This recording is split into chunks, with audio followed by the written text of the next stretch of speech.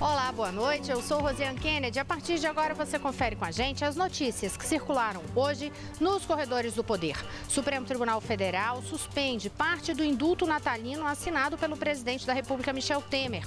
Ministro da Defesa faz balanço de 2017 e diz que a entrada de armas em presídios sugere acordo entre agentes e criminosos. Os detalhes você confere com a gente a partir de agora aqui, diretamente de Brasília, pela TV Brasil, pela Rádio Nacional e emissoras públicas de todo o país. A gente inicia o noticiário hoje já falando desta decisão do Supremo Tribunal Federal em relação ao indulto natalino, mas quem tem os detalhes para a gente é a Carolina Pimentel, na Agência Brasil. Boa noite, Carol. Boa noite, Rosiane. Bem, a presidente do STF, Carmen Lúcia, suspendeu o indulto natalino que foi assinado pelo presidente Michel Temer. Esse indulto, ele perdoa a pena ou reduz a pena para aqueles condenados por crimes cometidos sem violência ou ameaça, como a corrupção e lavagem de dinheiro. A ministra Carmen Lúcia tomou essa decisão atendendo a uma ação da Procuradora-Geral da República, Raquel Dodge, que pediu a suspensão de parte do decreto que foi assinado pelo presidente Michel Temer. Na ação, a procuradora Raquel Dodge argumenta que essa medida, se ela for mantida, vai resultar em impunidade para autores de crimes graves, como aqueles que estão sendo apurados no âmbito da Operação Lava Jato. Bem, o ministro da Justiça, Torquato Jardim, ele saiu em defesa do indulto assinado pelo presidente Michel Temer. Em um artigo publicado no jornal O Globo, ele ressaltou que não se pode confundir a Lava Jato com o indulto. Segundo ele, entre ambos não há qualquer relação de causa e efeito.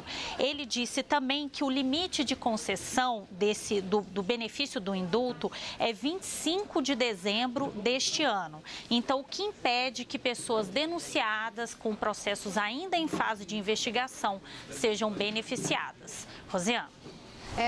Carolina Pimentel, um outro destaque que está já na Agência Brasil é em relação aí à soltura do ex-diretor de marketing do Banco do Brasil, Henrique Pizzolatto, que foi preso, condenado lá no mensalão do PT, né? Ele já foi solto?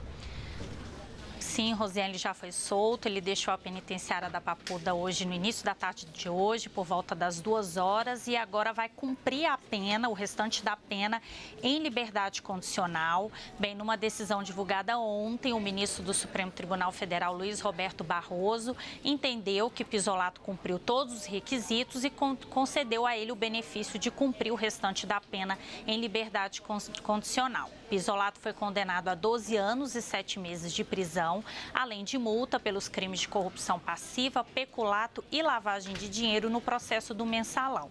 Ele começou a cumprir a pena em regime fechado em 2015, depois que foi extraditado pelo governo italiano, para onde ele tinha fugido, depois de ter sido condenado em 2012 pelo Supremo Tribunal Federal.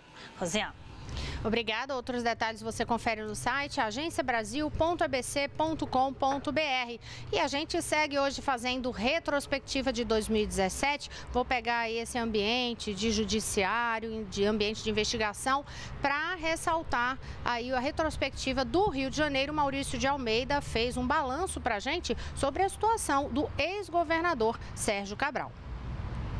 Em 2017, Sérgio Cabral completou 1 ano na prisão. De acordo com o Ministério Público, ele era o chefe de uma organização criminosa que desviou mais de R$500 milhão dos cofres do estado do Rio. Cabral já foi condenado a 87 anos de prisão. Ao todo, ele é réu em 17 processos. Vamos conhecer agora um pouco da história desse político que se elegeu prometendo moralizar as contas públicas do Rio e acabou sendo apontado como um dos responsáveis pela falência do estado. Sérgio Cabral conquistou o primeiro mandato em 1990, quando foi eleito deputado estadual. Segundo o Ministério Público, começava nesse momento a montagem do esquema de cobrança de propina. Durante 8 anos, Cabral foi presidente da Assembleia Legislativa do Rio. No discurso, prometia cortar gastos e demitir funcionários fantasmas. Mas, segundo denúncia encaminhada à Justiça, cobrava propina de empresários de ônibus. Cabral foi eleito senador, mas deixou sucessores no esquema de corrupção. O caso foi descoberto com a prisão do presidente da Assembleia do Rio, Jorge Pisciani, e dos deputados estaduais Paulo Melo, que também presidiu a casa, e Edson Albertassi. Essa é uma decisão histórica, importante, absolutamente necessária, porque o enfrentamento da criminalidade organizada no Rio de Janeiro precisa de decisões corajosas, decisões que efetivamente enxerguem a realidade dessa situação. Em 2007, Cabral chegou ao governo do estado com o apoio de Antony Garotinho, com quem logo rompeu. No Palácio Guanabara, ele ampliou a rede de cobrança de propinas. De acordo com a Polícia Federal, as empreiteiras só realizavam obras no Rio quando pagavam propinas para o grupo de Cabral.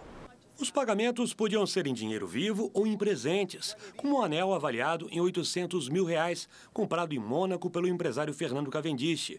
A joia foi a garantia para a empresa de Cavendish participar do consórcio que reformou o estádio do Maracanã.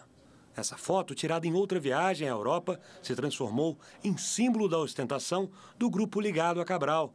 A imagem, que foi chamada de Farra dos Guardanapos, pode ter sido uma comemoração de outro esquema de propina, que garantiu a compra de votos para o Rio sediar os Jogos Olímpicos. No ano passado, o ex-presidente do Comitê Olímpico Brasileiro, Carlos Arthur Nussmann, foi preso, acusado de atuar na fraude da escolha do Rio como sede dos Jogos de 2016. Ironicamente, Nussmann ficou detido no mesmo presídio onde está Sérgio Cabral, em Benfica, zona norte do Rio.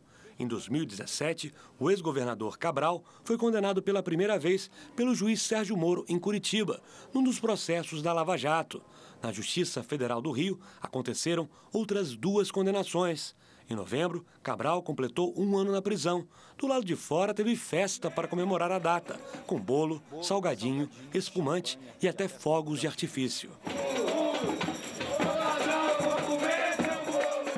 Durante o ano em que ficou preso, Cabral também foi denunciado por crimes que teria praticado na prisão. Ele é acusado de receber mordomias e informações privilegiadas. Mesmo preso, desafiou a justiça. Numa polêmica audiência, mencionou a atividade comercial da família do juiz Marcelo Bretas, que se sentiu ameaçado e determinou a transferência de Cabral para um presídio federal. Mas o ministro Gilmar Mendes, do Supremo Tribunal Federal, manteve o ex-governador no Rio. Em outros depoimentos, Cabral sempre negou o recebimento de propina e admitiu apenas a utilização do Caixa 2 das campanhas para uso pessoal. Eu peço desculpas à população por ter feito uso de Caixa 2, que era uma prática, e ter feito uso pessoal do recurso de Caixa 2 e da sobra do recurso de Caixa 2. Mas o que eu estou afirmando para o senhor é que, e ao povo do Rio de Janeiro, e ao povo brasileiro, que eu não pedi propina. Os delatores falam, desdizem, se enrolam e entram em contradição entre si, com outros, mas a versão de Sérgio Cabral foi uma só desde o início, porque a verdade não pode ser alterada.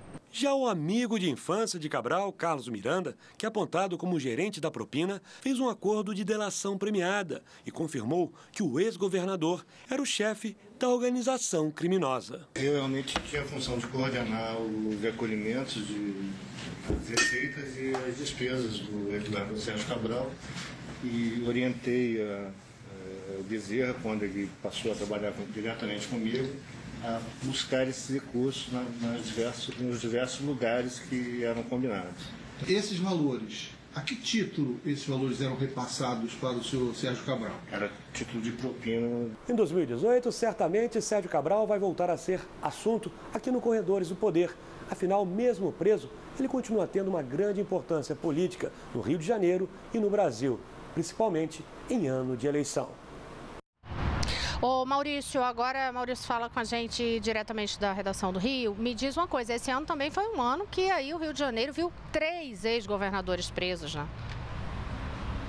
É isso mesmo, Rosiane, boa noite. Cabral, como nós mostramos aí na reportagem, e também Antony Garotinho e Rosinha Garotinho. Os dois foram presos acusados de terem recebido doações ilegais de campanha. Ficaram alguns dias na prisão, mas depois, por decisão do Supremo Tribunal Federal, foram libertados. Primeiro, Rosinha Garotinho ficou em prisão domiciliar, agora ele está livre completamente, respondendo o processo de liberdade. Garotinho ficou em regime fechado e depois, por decisão de Gilmar Mendes, também foi libertado e responde ao processo em liberdade. Já Eduardo Paes, ex-prefeito do Rio de Janeiro, foi condenado esse ano. Ele está inelegível por 8 anos. Segundo o Tribunal Regional Eleitoral, Eduardo Paes fez abuso do poder político e econômico na última eleição, quando apoiou Pedro Paulo para a prefeitura aqui do Rio de Janeiro. Mas cabe recurso, Eduardo Paes pode recorrer ao TSE. Rosiane.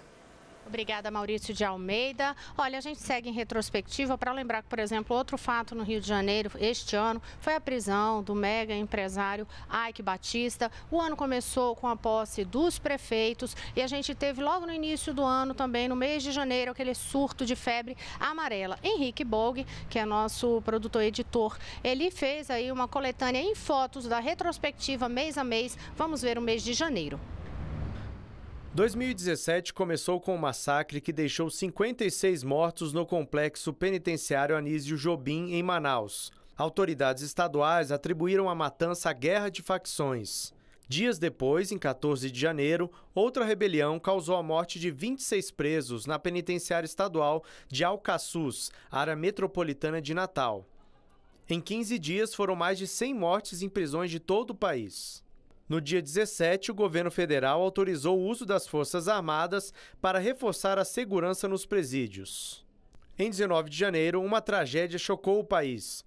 O ministro do Supremo Tribunal Federal, Teori Zavascki, morreu na queda de um avião em Paraty, no Rio de Janeiro. A notícia preocupou o núcleo da Operação Lava Jato. O ministro era o relator do caso no STF e estava às vésperas de decidir sobre a homologação da delação dos executivos da Odebrecht. Olha, e aí a gente lembra que no mês de fevereiro é o mês que tem o início dos trabalhos no Legislativo. Vamos ver o que o Henrique separou para a gente nessa retrospectiva. A primeira sessão do Supremo Tribunal Federal foi marcada por uma homenagem ao ministro Teori Zavascki, que morreu em janeiro. Também na primeira sessão, o ministro Edson Fachin foi sorteado como novo relator da Lava Jato, substituindo Zavascki. Eunice Oliveira, do PMDB do Ceará, foi eleito presidente do Senado. Na Câmara, Rodrigo Maia, do Democratas do Rio de Janeiro, saiu vitorioso. No Poder Executivo, preocupado com a crise financeira, o governo lançou uma medida inédita: liberou o saque de contas inativas do FGTS. Também neste mês, o presidente Michel Temer sancionou as mudanças no ensino médio, que flexibilizam o currículo dos estudantes. Com a medida, os alunos passaram a ter direito de escolher parte das matérias que pretendem cursar. No começo do mês, uma greve da Polícia Militar no Espírito Santo causou transtorno e uma onda de violência tomou o estado. A população foi às ruas pedir paz. Olha, no mês de março, o ministro de Relações Exteriores, Aloysio Nunes, tomou posse. Aquele mês também teve ali o envio da nova lista do Janot, com 83 pedidos de abertura de inquérito, com base no material que veio ali da delação dos empresários da Odebrecht. E aí vamos ver o que mais o Henrique separou para a gente. No começo do mês de março, o deputado Osmar Serralho tomou posse no Ministério da Justiça no lugar de Alexandre de Moraes, que se tornou ministro do Supremo. Também em março, a Polícia Federal deflagrou a Operação Carne Fraca, que investigava um esquema de suborno para a liberação de produtos pecuários. A operação afetou o mercado da carne brasileira no exterior. Em um esforço para retomar mercados estrangeiros, o ministro da Agricultura iniciou uma rodada de inspeções pelo país e isolou os frigoríficos onde foram detectados problemas. Em seguida, Blairo Maggi começou uma série de viagens para os principais países compradores para garantir a segurança do produto. Essa foto mostra Maggi durante uma reunião com o comissário para a Saúde e Segurança Alimentar da União Europeia. O presidente Michel Temer visitou uma churrascaria e defendeu a qualidade da carne brasileira. Olha, e a gente volta no próximo bloco com outras informações do que aconteceu hoje nos corredores do poder e com mais retrospectiva. Eu volto já.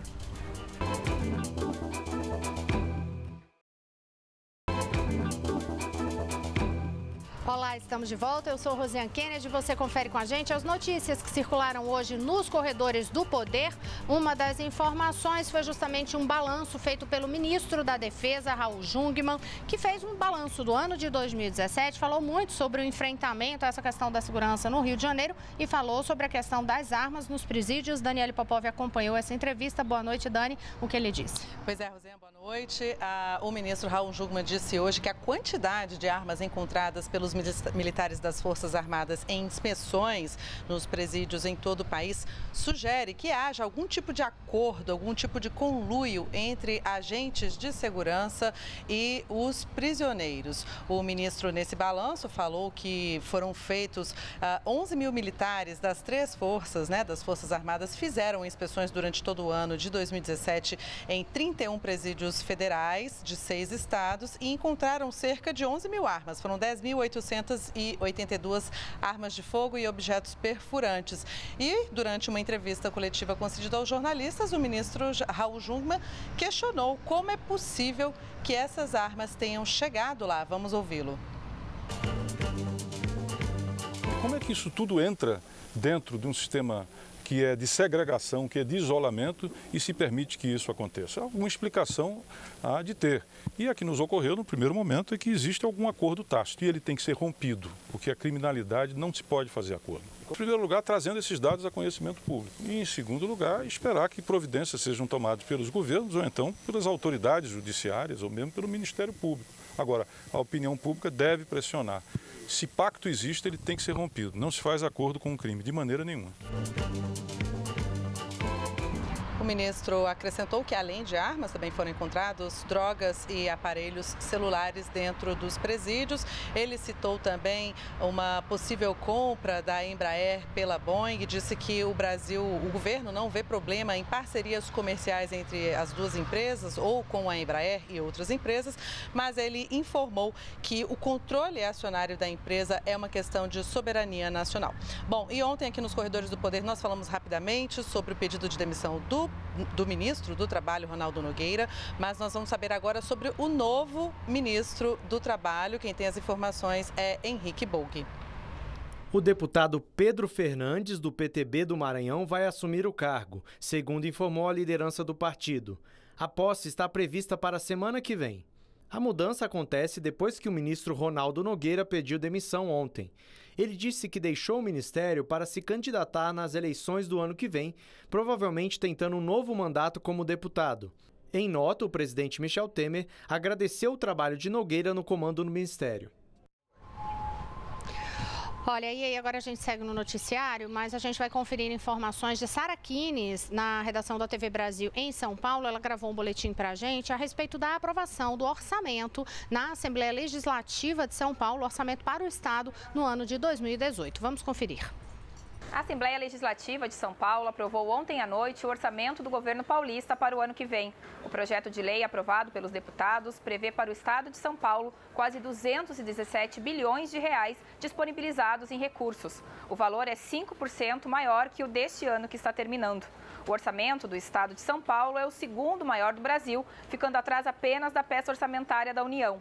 Do total de quase 217 bilhões de reais previstos no orçamento de 2018, a divisão dos recursos principais será feita desta forma: 20% serão destinados para a educação, 12% para a saúde pública e 10% para a segurança pública. O orçamento de 2018 foi aprovado por 53 votos e houve um voto contrário ao projeto. Houve também obstrução da bancada de partidos da oposição. Agora, o projeto de lei que fixa as despesas para o ano que vem vai ser encaminhado ao governador para a sanção imediata. Olha, e agora a gente vai conferir informações com Jéssica Gonçalves no estúdio da Rádio Nacional. Jéssica, você tem aí detalhes a respeito de uma decisão do Ministério da Agricultura em relação à suspensão da exportação de pescado para a União Europeia, né? Boa noite.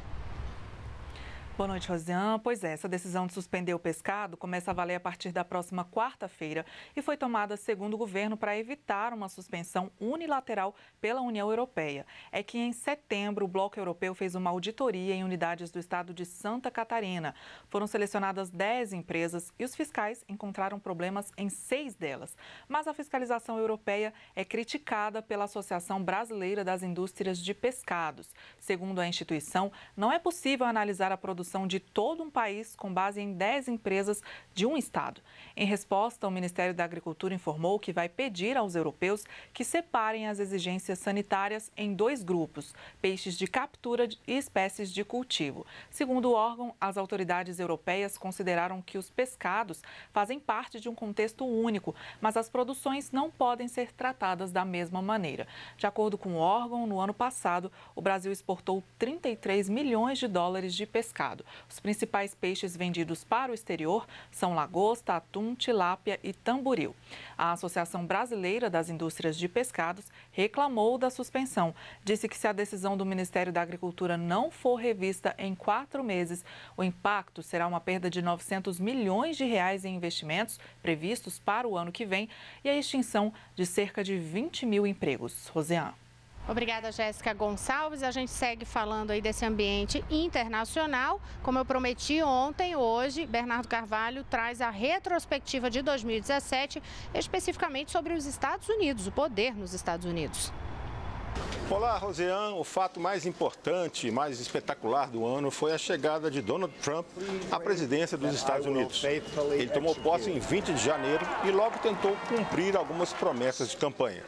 Mas sua primeira iniciativa de tentar barrar a entrada de pessoas de alguns países islâmicos encontrou resistência de tribunais norte-americanos. Ele tentou várias vezes, modificando a lei, e foi derrotado seguidamente até o final do ano, quando finalmente recebeu aprovação para impedir a entrada de cidadãos de várias nações.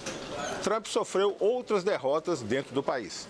Ele tentou substituir o sistema de saúde do governo anterior, conhecido como Obamacare, mas não conseguiu o apoio do seu próprio partido, o republicano. Pelo menos, a economia teve avanços, o que favoreceu o presidente. Trump passou o ano tentando se esquivar das acusações de interferência russa nas eleições presidenciais a favor dele, mas arranjou um inimigo externo para ajudar a desviar as atenções. O presidente da Coreia do Norte, Kim Jong-un, desempenhou esse papel. Ele desafiou o mundo e recebeu mais sanções da ONU por causa do seu programa nuclear e de mísseis balísticos. Trump disse que poderia destruir totalmente a Coreia do Norte. Mas ele sabe que isso não é simples e que as consequências podem ser devastadoras para aliados dos Estados Unidos, como a Coreia do Sul, e mesmo para os norte-americanos, já que supostamente a Coreia do Norte dispõe de mísseis capazes de chegar até o território dos Estados Unidos. Outra área em que Trump se destacou negativamente foi a do meio ambiente. Ele retirou os Estados Unidos do Acordo de Paris, mas a comunidade internacional rompeu com ele. E isso incluiu políticos, empresários e celebridades dos próprios Estados Unidos. Por falar em aquecimento global, nós vimos este ano poderosos fenômenos climáticos, como os furacões Harvey, Irma e Maria. Muitos cientistas alertam que as catástrofes causadas por esses fenômenos, se tornarão mais frequentes e poderosas. Trump também causou um terremoto no Oriente Médio. Ele reconheceu Jerusalém como capital de Israel e prometeu que vai mudar a embaixada de Tel Aviv para lá. Isso causou um repúdio generalizado tanto de aliados quanto de inimigos dos Estados Unidos, que veem Jerusalém Oriental como a capital de um futuro Estado palestino. Com seu nacionalismo agressivo, Trump desmontou um sistema internacional que estava vigente desde a Segunda Guerra Mundial. Ele atacou instituições multilaterais, como a OTAN, a ONU e a Organização Mundial do Comércio. Retirou seu país da parceria Transpacífico e incentivou negociações bilaterais. Isso abriu caminho para a emergência de países como Rússia e China. Por exemplo, Vladimir Putin ocupou espaço no Oriente Médio, onde virou a guerra civil da Síria a favor do líder Bashar al-Assad. E a China tem ampliado sua atuação por vários continentes, incluindo a nossa América do Sul. É com você, Rosiane. E a gente segue agora com a retrospectiva em fotos aí escolhidas por Henrique Bolg. Vamos para o mês de abril. A reforma trabalhista entrava na reta final no Congresso. Centrais sindicais convocaram um dia de greve contra a reforma. Policiais invadiram a Câmara e quebraram vidraças em um protesto. Também em Brasília, a rodoviária central amanheceu sem ônibus devido à greve. Mas, apesar da pressão política, no final do mês, a Câmara aprovou a reforma trabalhista e enviou a matéria para o Senado. As mudanças flexibilizam a relação entre patrões e empregados e, segundo o governo, iriam contribuir para a retomada da criação de empregos. O mês de maio foi um mês com noticiário muito intenso e que aí gerou uma outra dimensão em relação à crise política no país. Vamos conferir. Em maio, a divulgação de áudios de uma conversa do empresário Joesley Batista com o presidente da República, Michel Temer, deu nova dimensão à Operação Lava Jato. Nesta foto, vemos o perito Ricardo Molina durante entrevistas sobre os aspectos técnicos da gravação. Foi com base nesta gravação que Joesley Batista acusou Michel Temer de dar um suposto aval para comprar o silêncio de Eduardo Cunha. Temer fez um pronunciamento à nação para se defender e disse que não renunciaria. O presidente também criticou o acordo de delação, que permitiu ao empresário confessar crimes e depois viajar para Nova York livremente. A crise política ganhou outra dimensão depois do episódio. Manifestantes foram às ruas contra a corrupção e para tentar barrar a votação das reformas trabalhista e da Previdência. Em Brasília, o ato terminou em depredação. 3 ministérios foram incendiados. O governo mobilizou as Forças Armadas para garantir a segurança no local. A autorização para o uso das Forças Armadas gerou polêmica e foi revogada um dia depois. Um fato importante para a ciência brasileira também aconteceu em maio: o lançamento do primeiro satélite geoestacionário do Brasil. E o que aconteceu no mês seguinte, em junho? Junho foi o mês em que o Tribunal Superior Eleitoral rejeitou a cassação da chapa Dilma Temer. A segurança foi reforçada no TSE. Uma das maiores polêmicas durante a votação foi a inclusão das delações da Odebrecht no processo. O relator, Herman Benjamin, pediu que os fatos revelados pela empreiteira fossem incluídos no julgamento e votou pela cassação, mas o placar acabou em 4-3 pela rejeição do processo. Além do julgamento, o governo ainda se preocupava com os desdobramentos da delação da JBS. No fim do mês, o Procurador-Geral da República, Rodrigo Janot, apresentou a primeira denúncia contra o presidente Michel Temer, acusando-o de corrupção. Na foto, a deputada Mariana Carvalho lê a denúncia contra o presidente no plenário da Câmara. Um dia depois, Temer classificou a denúncia como ficção, criticou Janot e cobrou provas concretas.